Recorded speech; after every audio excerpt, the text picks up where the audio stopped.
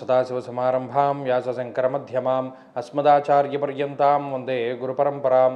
జ్యోతిషశాస్త్రాన్ని భావితరాల వారికి ప్రసాదించిన ఋషుల యొక్క పాదపద్మాలకి నమస్కారం చేసుకుంటూ, అలాగే నాకు ఈ జ్యోతిష విద్యను నేర్పిన గురువర్యులు జ్యోతిష బ్రహ్మ కీర్తిశేషులు శ్రీ ఈరంకి సూర్యనారాయణమూర్తి గారు, సూర్యశ్రీ దైవజ్ఞ గారి యొక్క పాదపద్మాలకి నమస్కారం చేసుకుంటూ, ఓం శ్రీ మహాగణాధిపతే నమః, శ్రీ గురుభ్యో నమః, హరి ఓం.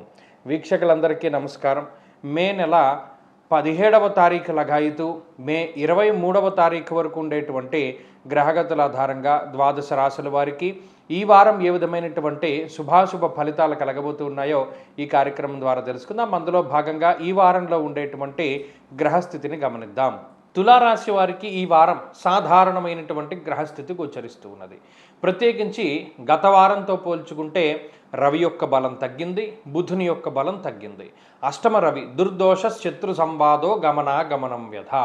అనవసరమైనటువంటి ప్రయాణాలు, అనవసరమైనటువంటి తగువులు, మరీ ముఖ్యంగా ఎక్కడ లేని డిస్కషను కూడా, అంటే చిన్న దానితో పోయేటువంటి దాన్ని లాగి పెద్దదాని కింద చేసుకుంటూ, తద్వారా మీకు మానసిక ప్రశాంతత లేకుండా ఇతరులకి మానసిక ప్రశాంతత లేకుండా చేసుకోవడానికి ఈ గ్రహస్థితి ఎక్కువ అవకాశాన్ని కల్పిస్తుంది. ఎందుకు?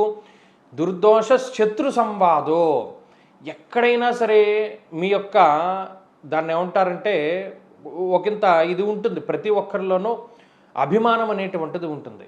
మీ అభిమానాన్ని దెబ్బతీసే విధంగా అవతలవాడు ప్రవర్తిస్తున్నాడేమో, లేదా మీ ఆత్మగౌరవానికి ఏదైనా భంగం వాటిల్లుతోందేమో అనేటువంటి ఒక అనవసరపు భయం మీలో ఉంటుంది.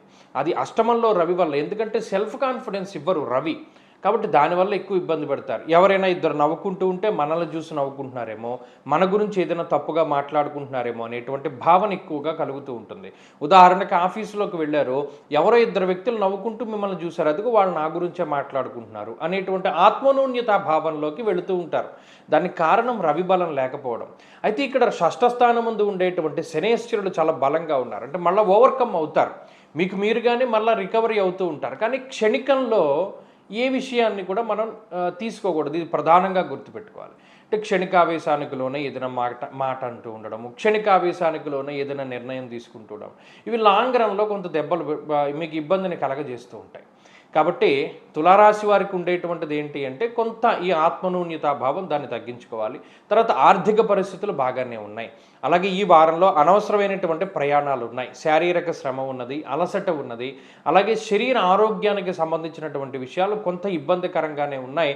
వాటి నుండి కొంత బయటపడడానికి ప్రతినిత్యము కూడా ఆదిత్య హృదయ స్తోత్ర పారాయణ, లేదు ఈ ఆదిత్య హృదయంతో పాటుగా సూర్యాష్టకం కానీ చదవగలిగితే చక్కగా ఆరోగ్యం మెరుగుపడుతుంది, మళ్ళా ఉత్సాహం వస్తుంది. ఈ వారంలో కలిసి వచ్చేటువంటి రోజు శనివారంగా చెప్పవచ్చును. అదృష్ట సంఖ్య 2, అదృష్ట వర్ణము నీలము. తదుపరి వృశ్చిక రాశి.